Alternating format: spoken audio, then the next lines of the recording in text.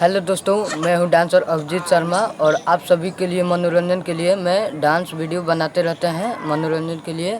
और मेरे चैनल को सब्सक्राइब करना ना भूलें। मेरा लिंक दिया गया है डिस्क्रिप्शन में और वहां से वीडियो आप देख सकते हैं।